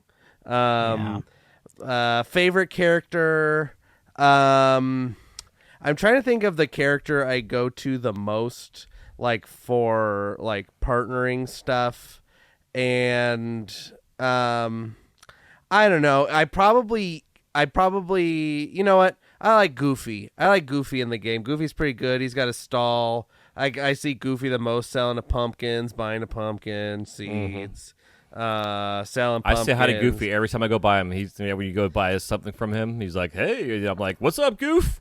Yeah. I say it every Yep. single time I go to his store. Yeah. I'm also not so keen on Scrooge McDuck because he never leaves his store. So if you want to use Scrooge McDuck for anything, you got to go into the store. Listen, and he's also the- prices are outrageous, and he never upstates. the his reason stock. Scrooge is on the list is because he never gives me any new stuff. He always sells Yeah. the same boring things, and it makes me angry. So I don't Scrooge is need definitely another on like the list. dress form or Mickey lamp for the wall. I don't need 400 more of those. It's fine. Well, yeah. So my favorite is Wall-E, hands down right now. I love the movie. I love the characters. So I made him a miner. And so whenever one of the tasks that I try to do every time I open the game is, even if I don't have a lot of time to play, the three things I do is I'll go to Scrooge, see what he's got for sale. I'll go to Kristoff's stall and buy the stuff from Kristoff. And then I'll go to the Glade of Trust. And sometimes I'll go into the Sunlit Plateau to mine for like clay and iron and stuff like that. And then after I do that, I save the game and I pretty much exit until there's something else to do. But I have to agree with you 400% that Maui's like the most annoying character in the game. I cannot with him, man. If there was a way for us to say, hey, Maui, go back to your door in the castle. I don't want you in the valley, but, I'll go visit you every so often. I would totally throw him back in his, realm because he's just kind of annoying. But, it is what it is. But Wall-E is currently my favorite until Belle is introduced in the future update. Mm-hmm. Yeah, I'm super excited for that. Yeah, I'm going to be real curious to see. I'm also wondering when we're going to be getting Rapunzel because her tower has been in the image since the game was released, and there's been no speak or talk of anything about Rapunzel. I'm thinking early next year because if you think about Belle, Belle's been in the opening sequence as well, pretty much since the opening trailer or since the first trailer. And now a year later, they're finally bringing her into the valley. I'm wondering if they're going to bring the Beast in. It's probably just going to be Belle for a while, but that's my favorite animated film. So I'm excited that they're finally going to bring her into the valley. So I'm looking forward to that one. But yeah, I'm thinking Rapunzel's probably going to come like early 2024, maybe. Yeah, it'd be nice. I also wonder, like Anna and Elsa both. What the letters that they're getting from the air? Like, what is this letter in the air thing that they keep catching? It doesn't make any sense to me. They are making fun of everyone else in the valley. That's the secret plot twist. Must be what it is. It's like airmail. Yeah. And you know what? There is a storyline for Elsa that we haven't completed yet. If you're pretty far into the game, in her house, there is like a vault in the back that we had to complete in order to get certain things done. That vault is still not 100% open. There is still story behind it. Also, why does gems and stones? Why does Kristoff and Anna get to live in a house and Elsa lives in a cave? Because she wants to be one with the elements. And also, why doesn't Ariel live with Eric in Eric's house? Like this is making no sense. True. I don't know why I turned to Mario right there. It's not making no sense. But tons of working on things that don't part. make sense. But yeah, I don't know. So yeah, looking forward to updates. Let's shift to Speedstorm a little bit because I was super psyched about this. Disney Mario Kart is how I've described it. Unfortunately, I haven't had a lot of time to play the game. And I feel like I wasted an entire season token because I remember cashing it in to start the Toy Story season pass that they were doing, and then I wasn't feeling well for a couple of weeks, and so I wasn't really able to play in that time. And then other stuff came up, and I never had a chance to go back to it. So I think I wasted my token. That's the last time I played, to give you some context and to give you a time frame. I know you've been actively playing. Fill me in on what's been going on and tell me what your experience has been like with Speedstorm so far.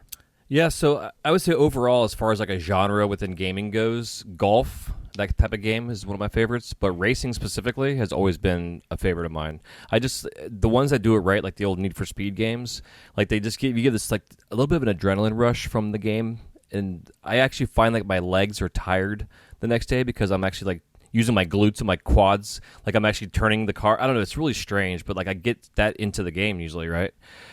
So Mario Kart, I never played it too much, and then I met my wife, and she had Mario Kart on her Switch, and I fell in love with it. Like the game's amazing. It was the mechanics were good. It was fun. It was just chaos and crazy, bringing me back to the old days of old Mario games and stuff.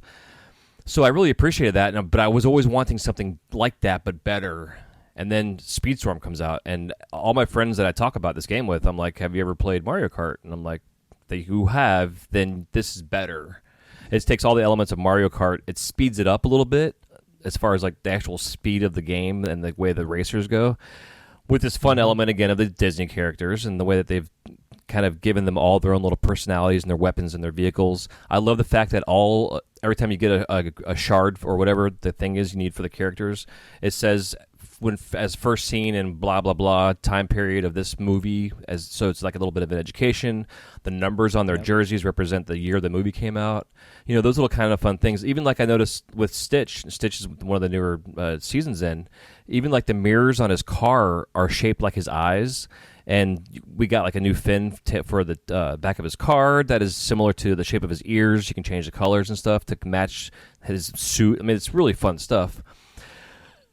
And then they come out with this weapon system where all the characters have their own little nuances of weapons, right? And early on, and Figment was one of the first new quote-unquote characters released into the game as like a Mickey and Friends thing. And his little thing that he would throw out to you would reverse the perspective of your driving, right? And I remember you mentioned getting a little bit of vertigo playing the game. And I was getting that early on in this game, too, when I was having that thing that would switch back and forth. You know, you're taking a left turn, and that thing hits you, and all of a sudden you're taking a right turn, but you have to steer left to go right. You know, this threw my whole brain off. I've gotten used to it now after playing this game every day for as long as I have. But they keep introducing these new characters and these new weapons and stuff, and the game got so cluttered and annoying, right? But in a good way, where like Jesse like drops blocks and toy blocks, and then there's a Pixar ball that rolls back and forth across the track. Super annoying. You run into him, you blow up, you got to, it throws off your momentum, etc. And then, who was recently that came out? Oh, Belle. Belle has furniture, right? That she leaves furniture all over the track. So if you're in a race and you have Jesse and Belle, the track is completely cluttered with garbage. And there was really no way to get around it unless you were able to like maneuver through it or just crash through it, or if you had like an invisible, the jellyfish-looking thing that you can get that makes you invisible to go through things. That's the only way you can really avoid it. And then Stitch comes out. And Stitch has a mechanic to where he shoots the lasers either straight forward or he goes crazy and shoots them all in a circle completely around him in 360. And when you have that activated, you're invincible, but you're also shooting lasers. So whatever is in front of you gets blown up. So the blocks for Jesse's blocks, Belle's furniture, obstacles that are in the way, you can blow those things up with him. So like I went on Reddit last week and did a whole post about how offense is the best defense in this game now because of the way Stitch's mechanic is. It's a lot of fun, right? But then you have like Goomba, who his move, which is super annoying, especially in some of these timed races where you have to have the highest, fastest race to get a certain reward eventually, these limited races, that takes you out if you're in first place. And when he launches it, if you're in first place but then you're suddenly in second place, his target is already on you, so you're going to get taken out. Unless you can get far enough ahead in the race to where it doesn't reach you, or you have like an invisibility cloak to where it doesn't hurt you because you're invincible. And it's super frustrating. So some people think he's overpowered. Some people think it's a fun thing. You know, it's kind of a weird situation. But Minnie and Daisy just came into the game. Oh, they're super fun. Okay. Did you get an opportunity to get Steamboat Pete and Steamboat Willie? Yes, yeah, we got those guys too. What are they're fun power-ups? So Mickey his vehicle turns into a steamboat. And he has a water wave that goes behind him. And if you get stuck in that water wave, your image on your screen turns into a fuzzy black and white screen, and it slows you down. The music and everything, it's like a music box slowing down. It just completely kills your engine and everything. It's wild. Yeah, it's super cool. Or he has one that, I forget what the other one is. It's basically the same variation. One just lasts longer than the other. Now, Pete, on the other hand, being a bully, he spills oil all of the track. And every time a opponent hits an oil slick, you get boosted up. And his top speed's like 205 or 208 or something like that. So he's super fast when he's boosted. And like a lot of these other guys, these defenders and the brawlers, when they get around a corner, they lag. They get really slow. So you have to do a lot of drifting with him when you turn corners and stuff to keep your momentum and your speed going. His quick move is he throws like a spoke or a wheel of some sort. It's the wheel for the ship. And it kind of bounces off the sides of the walls. But if you can shoot it straight, you can actually ride the oil slick that he creates, which makes you go even faster. It's really tough to do, depending on what angle you shoot off it's at. it's like the Mickey music notes, right? Yeah, exactly. Yep. Oh, the Steamboat Mickey, the other one he does is he puts out little balls of water, and they have a music note in them. And I think that the more laps, I'm not really sure how it works, because sometimes he puts out 2, sometimes he'll put out like 6 or 8 of them. It's really strange. But it also helps your opponents, so if you hit that, you get a boost. Like Belle and her birds, for instance. Like if you can line yourself up with Belle's little birds, it boosts you up. So similar to Minnie and Daisy, Minnie, her thing is she's invincible, but she helps everybody around her. She puts this big bubble around her. It's like this blue and green. The sound effect is incredible. But if you're racing against a Minnie, you can jump into her bubble, and you get also invincible, and you all speed up, and everybody starts kind of drifting down the track together in a really fast speed. Interesting. It's pretty neat. Yeah, it's pretty cool. Okay, so before they did the Toy Story update, there was a really big Monsters Incorporated push, right? That was season 1. That's what they started off with. And so for a really long time, the most OP racer was Mike Wazowski. Like if you leveled up Mike, you were essentially untouchable in the game. Is that still the case, or which character is the most overpowered now, in your opinion? And who's like the most underpowered character? I would say starting with the underpowered characters, most of the brawlers, all of them are underpowered, and it's only when you go around turns they kind of bog down a little bit, unless you're drifting. And the trick to those guys is drifting with the brawlers and the heavier characters. And it is interesting as if you see a bigger character, obviously they're heavier, so the car works similar to that mechanic, right? But if you're drifting with them, they are going to drift a little bit smoother also. It's really weird. So Wazowski still was top speed until Jessie came in. Jessie's so far, her and Meg are the 2 top speed from what I understand right now. Okay. But Stitch is a little different. Stitch is weird. Once you get a rhythm with Stitch, if you can get a boost from the very beginning of the race, and you can keep that boost going, he's the one of the fastest characters in the game. If you can keep his turbo going the entire time. And a lot of his driving, I drive with the brake more than I do the gas with Stitch, which is really doesn't sound like you normally would want to do that. But the way he drifts and the way his mechanic is set up, you can almost dance with him as far as like hitting the brake and the gas and the brake and the gas. It's going around certain corners. When you hit the little turbos on the track itself, that boosts you off. Those you could time it, and that's really when it comes to these tracks, is to memorize the track layouts, also to know where the specific things are. But of course, once you memorize it, then you have a track that's reversed, so then it's on the opposite sides of the road, kind of stuff. Yeah. But yeah, I would say overpowered wise, still Wazowski is probably the top. Angel seems to be coming in now as one of the top ones too. The last recent limited race that they just had, most of them were Angel. But also Donald Duck is coming in. He's been coming in pretty strong too. I've seen a lot of the top racers that Julie and I look at these guys and we're like, how are they getting this fast? Because with Donald, he has a bubble that he puts around him that makes him invincible. And then once that bubble pops, he turns into his little angry mode where he's like got fists flying everywhere. With the fists flying everywhere, right? Yeah, and every time he hits somebody, it boosts him up, and he can stay in a turbo boost for the whole race when he's powered up high. It's pretty wild. But my favorite thing with this game is the music. The producers of the music for the soundtrack for this game, it's incredible what they've been able to do with the soundtrack with these songs. And some of the songs, I'm like, what song is that again? And then like the Gaston song they have in the bell track, like when I first heard that, I'm like, this sounds really familiar. And it took me a couple times to realize, oh, this is freaking Gaston's theme song. It was so cool. You know, like I literally will drive to work on the way my commutes in the morning, listening to the soundtrack in my car. I'm not sure how safe that is, but you know, I'm starting to want to drift around corners in my little SUV.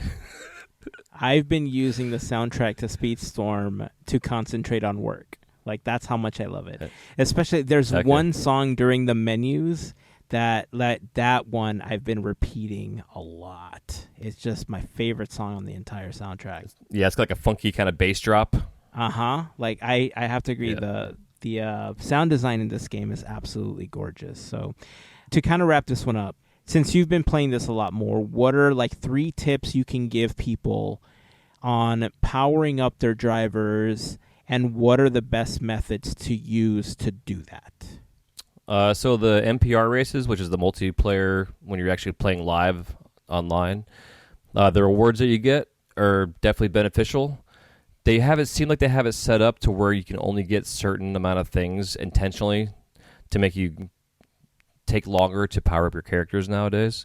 Instead of like all of a sudden your Mike Wazowski's level 40, you know, kind of deal. They're kind of making a gap for that.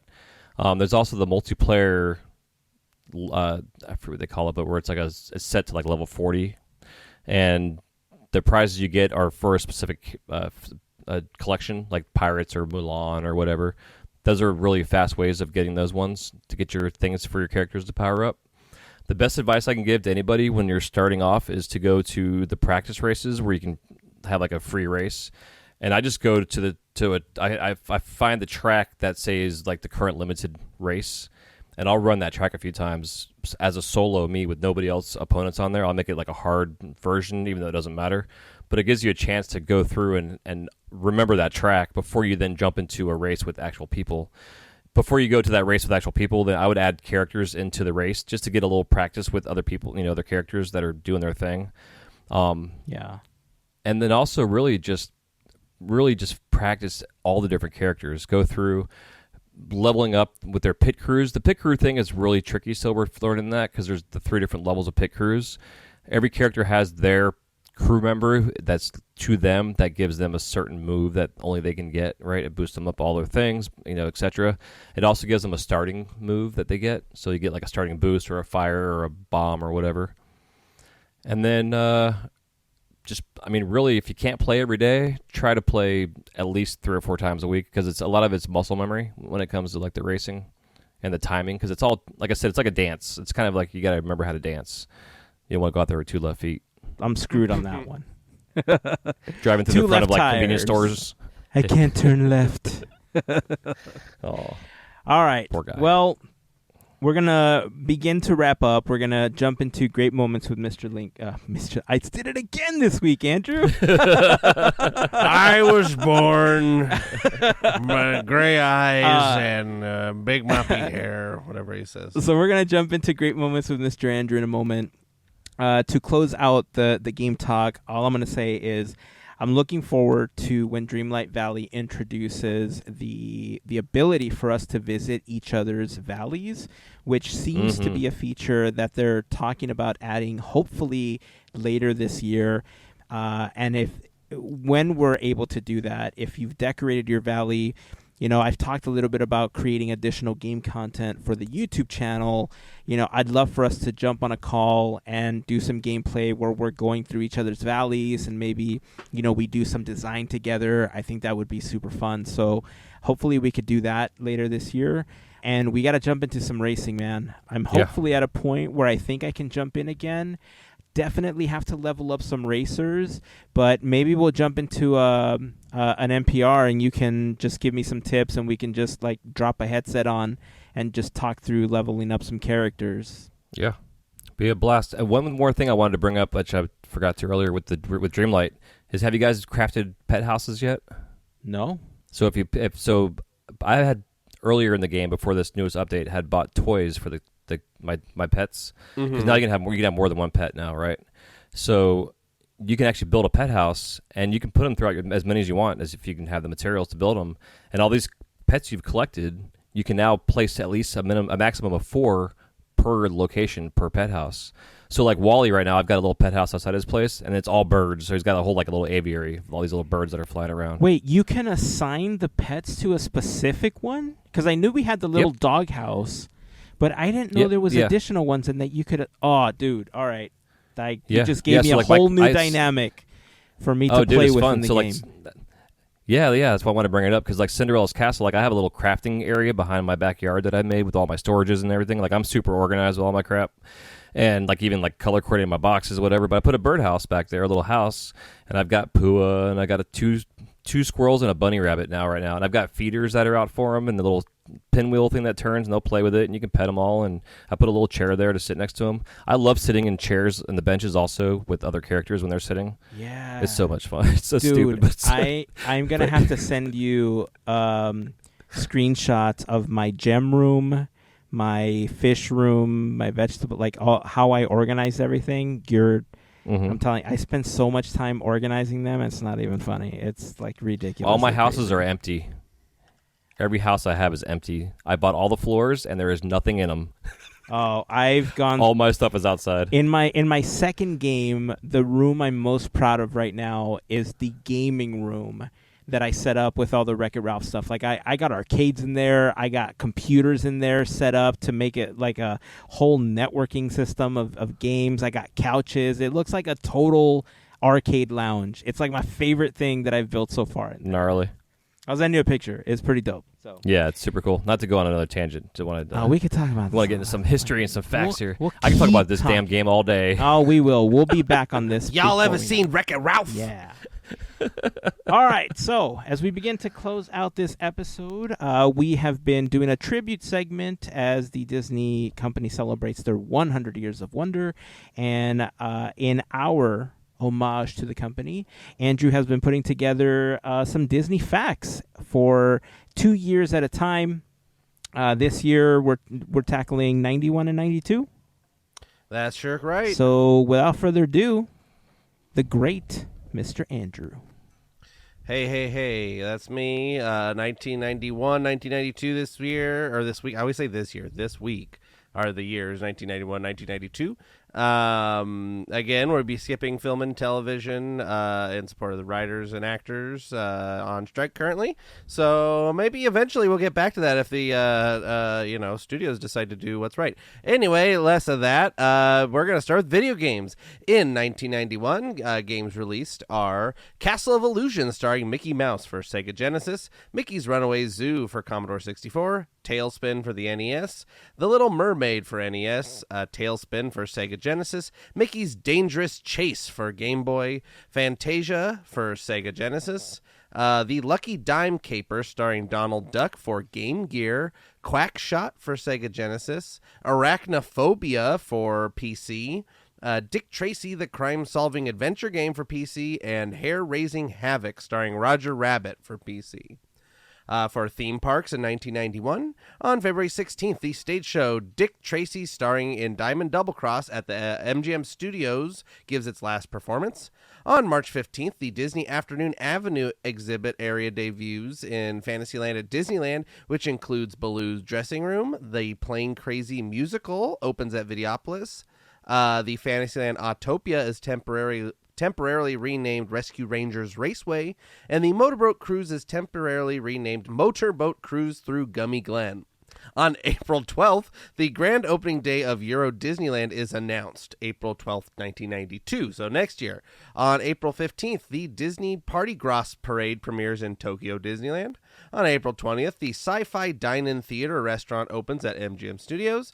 On April 27th, Jim Henson's Muppet Vision 3D film premieres at MGM Studios of Walt Disney World. Also this year at Disneyland, Macaulay Culkin and Disney President Jack Lindquist perform opening ceremonies of the Videocade. On May 9th, in the Walt Disney Story Theater in Disneyland, Disney unveils plans for a proposed Westcott Center. It would be similar to Epcot Center at Walt Disney World. Included are Disneyland Resort and other new hotels and attractions. On May 16th, Jim Henson's Muppet Vision 3D opens to the public at Disney MGM Studios. On May 17th, Disney's Port Orleans Resort Hotel opens in Walt Disney World. It has 1,008 guest rooms, includes Sassagoul Floatworks, Food Factory Food Court, Jackson Square Gifts, and Desiree's Shop, and Bon Famille's Cafe Restaurant. On May 29th, Tokyo Disneyland welcomes its 100 millionth guest. On June 4th, the Company D cast member store opens in the team design building at Walt Disney World. On June 21st, the Celebration USA parade debuts at Disneyland. Also in June, Disney cancels the Port Disney marine theme park planned for Long Beach, California, writing off $20 million that it had spent on the planning stage. On September 2nd, the Here Comes the Muppets show at Disney MGM Studios makes its last performance. On September 14th, the Main Street Electrical Parade glows away at the Magic Kingdom. On September 16th, the live show Muppets on Location, The Days of Swine and Roses premieres at Disney MGM Studios. On September 26th, the Dinosaur Live Parade begins at MGM Studios. Also on September 26th, Mama Melrose Ristorante Italiano opens at Disney MGM Studios. The former name of the restaurant was Studio Pizzeria. On October 1st, the Spectro Magic Parade replaces the Main Street Electrical Parade in Magic Kingdom. On October 8th, the number 20 locomotive, the Mississippi, begins operation at Tokyo Disneyland. Also in October, Disney unveils Sleeping Beauty Castle at Euro Disneyland for a press sneak preview. On November 10th, the Disney Afternoon Avenue exhibit area in Disneyland closes, including the Rescue Rangers Raceway being renamed back to Fantasyland Autopia, and the Motorboat Cruise to Gummy Glen being renamed back to the Motorboat Cruise. On November 24th, the Celebration USA Parade at Disneyland makes its last run, and on December 12th, Disney decides which of its two large California projects will go ahead with. It will develop the site adjacent to Disneyland for its next theme park. The project is called the Disneyland Resort, which will include Westcott Center, hotels, a lake, and shopping malls. So we all know what happened with that. Other notable events of 1991. In January, Jeffrey Katzenberg writes a 28-page memo with copies given to Disney executives. The memo comments on Disney's move away from low-budget films with good stories to films with big expenses. Also this year, the March cover issue of GamePro magazine features Mickey Mouse, and the Disney Development Company unveils plans for Celebration Florida to have 20,000 people living in 4 villages. New segment I'm introducing. We are the Disney Legends class. So the Disney Legends class of 1991, we have Ken Anderson, Julie Andrews, Carl Barks, Mary Blair, Claude Coates, Don DeGrady, Sterling Holloway, Fess Parker, and Bill Walsh. The birthdays for 1991, January 25th, Ariana DeBose, February 10th, Emma Roberts, August 17th, Austin Butler, August 28th, Kyle Massey, and November 1st, Anthony Ramos. Notable deaths of 1991, February 1st, Jimmy McDonald, March 14th, Howard Ashman, November 5th, Fred McMurray, November 24th, Freddie Mercury, November 25th, Eleanor Audley, and December 21st, Leota Toombs. That brings us to 1992. A notable thing for 1992 when it comes to film, that I'll just think we need to cover. Disney stops filling distributors' orders for videotapes of the film Fantasia. Sales of videos of the film total over 14 million, making it the best-selling video of all time. For video games in 1992, releases are Tailspin for the Sega Genesis and Game Gear, Land of Illusion starring Mickey Mouse for the Sega Master System and Game Gear, Darkwing Duck for NES, World of Illusion starring Mickey Mouse and Donald Duck for Sega Genesis, The Magical Quest starring Mickey Mouse for the Super NES, Stunt Island Flight Simulator for PC, and Heaven and Earth for PC. For theme parks in 1992, on January 7th, the Voyage of the Little Mermaid show opens at Disney MGM Studios. On January 31st, the Professor Barnaby Owl's Photographic Art Studio shop opens at the exit of Splash Mountain in Disneyland. On March 6th, Disney abandons plans for an amusement park at Long Beach, California, and cancels its lease on the Queen Mary and the Spruce Goose. In March, Euro Disneyland Test opens, allowing employees and their families of major sponsors to visit. On April 1st, the Company D cast member store opens in Epcot. On April 11th, Euro Disneyland opens for VIP and press previews. And on April 12th, the Euro Disney Resort featuring Euro Disneyland opens in France. The $4 billion complex has 6 hotels with 5,200 rooms and is staffed by 14,000 cast members. Euro Disneyland Park has 29 attractions and 5 themed lands: Adventureland, Discoveryland, Fantasyland, Festival Disney, Frontierland, and Main Street. 500,000 visitors were expected, but only 50,000 are admitted on opening day.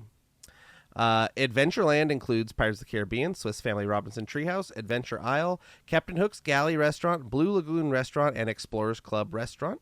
Discoveryland includes Star Tours, Orbitron, Videopolis Stage, Cinemagique, and Captain EO. Fantasyland includes Peter Pan's Flight, Mad Hatter's Teacups, Alice's Curious Labyrinth, Dumbo the Flying Elephant, It's a Small World, and Toad Hall Restaurant. Festival Disney include Buffalo Bill's Wild West Show, LA Bar and Grill Restaurant, Key West Seafood Restaurant, and Annette's Diner Restaurant. Frontierland includes Cottonwood Creek Ranch, Critter Corral, Mark Twain Riverboat, River Road Keel Boats, Phantom Manor, Silver Spur Steakhouse Restaurant, Cowboy Cookout Barbecue, Big Thunder Mountain Railroad, and Last Chance Cafe. Main Street includes the Fire Truck, Omnibus, horse-drawn streetcars, Cable Car Bake Shop, Boardwalk Candy Palace, Disney & Co., Gibson Girl Ice Cream Parlor, Market House Deli, Casey's Corner, Harmony Barbershop, Storybook Store, Waltz and American Restaurant, and Plaza Gardens Restaurant. On May 13th, Fantasmic premieres on the Rivers of America at Disneyland. It was the first show to utilize fireworks, pyrotechnics, live characters, music, props and puppets, sets, and water projections all in the same show, including 3 mist screens at 60 feet wide by 30 feet tall. Water effects include 21 fountains with 6 whale tails. On June 4th, Euro Disneyland reports that since opening, it has received 1.2 million visitors, averaging 30,000 per day. On June 19th, the World According to Goofy Parade debuts at Disneyland.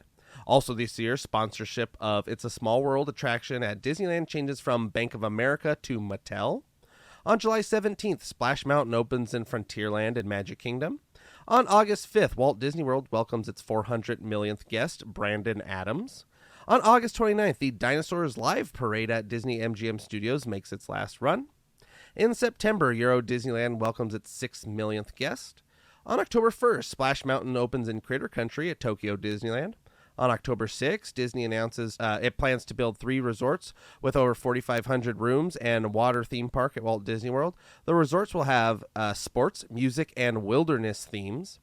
Disney begins designing an American historical theme park, calling it Disney's America. They begin looking for a site near Washington, D.C.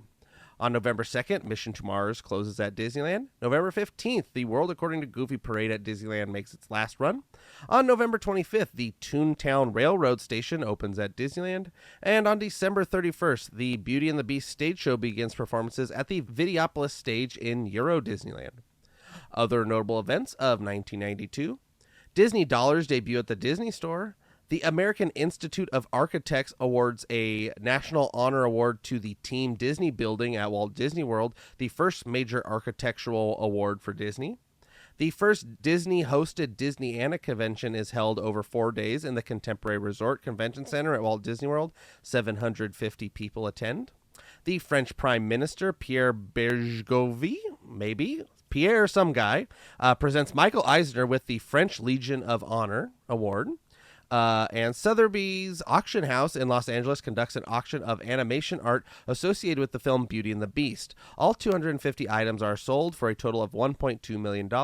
A painting of the ballroom scene goes for $44,000. Also this year, Disney creates the Mighty Ducks professional hockey team in Anaheim, California.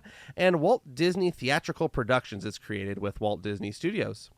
The Disney Legends class of 1992 includes Jimmy Dodd, Bill Evans, Annette Funicello, Joe Grant, Jack Hanna, Winston Hibbler, Karen O'Connor, and Roy Williams. Birthdays for 1992. March 10th, Emily Osment. April 10th, Daisy Ridley. May 18th, Spencer Bresland. May 22nd, host of Quizneyland and Podketeers, great Mr. Andrew, me, Andrew Fivik. April 18th, I see I included myself. I'm a big old celebrity. April 18th, Chloe Bennett. June 26th, Jeanette McCurdy. July 17th, Billy Lord. July 22nd, Selena Gomez. August 4th, Cole and Dylan Sprouse. August 20th, Demi Lovato. September 16th, Nick Jonas. October 9th, Tyler James Williams. October 12th, Josh Hutcherson. November 23rd, Miley Cyrus. And December 18th, Bridget Mendler. Notable deaths of 1992. January 9th, Claude Coates. March 4th, Art Babbitt. And November 22nd, Sterling Holloway. And that has been it for the years 1991 and 1992. And great moments with me, Mr. Andrew. Awesome. Well, I need a drink of water. That's going to wrap it up for this episode. Jason, tell everyone where they can find you. I don't know when you guys are ready to relaunch, but, if you got the scoop, here's the place to drop it. Yes, I told Julie today that I'm going to be bringing this up, so we have to actually record now. And I would say within the next 2 weeks, we're going to have an episode up, hopefully within the week, because I want to talk about the foot golf situation and what we did with that, kind of get more in depth with that conversation, which then spawned me to want to start doing more activities that are sport related within Disney. There's lots of fishing tours you can do and different just fun things that are kind of somewhat sport related. And also things we've never done at Disney as far as stuff, and activities. But you can find us on the socials. I believe it's been a while, but I believe our Instagram is @Disney. We are an adult Disney podcast, unfiltered. We let all things go and, just kind of talk about the world of Disney in a way that we do. Julie, my wife, is a big foodie, so she brings up all the food stuff.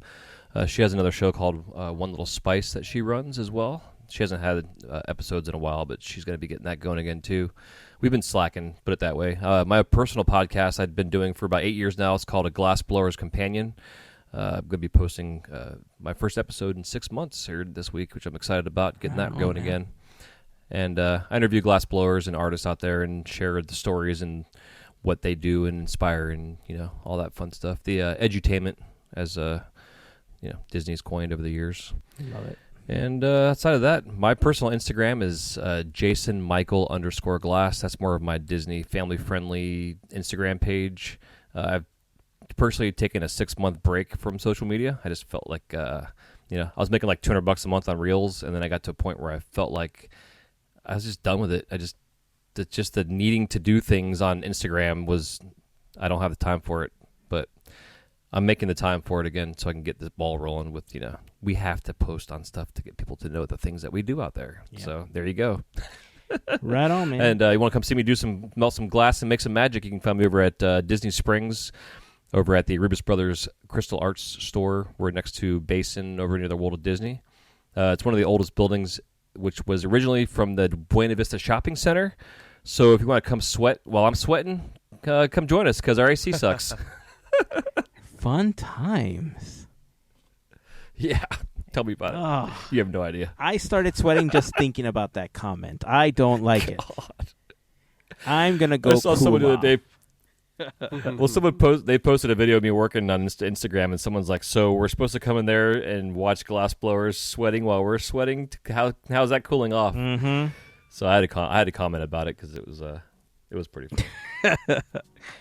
All right, that is going to wrap it up. Jason, thank you so much for taking the time to join us this week and doing the Disney chatty with us. The rambling. That's right, the rambling rabbit, so to speak. Oh, my favorite thing. So that's it. Until next time, keep dreaming, keep moving forward, and always remember to pass on the magic. Have a fantastic week, everyone. See ya. See ya on Main Street.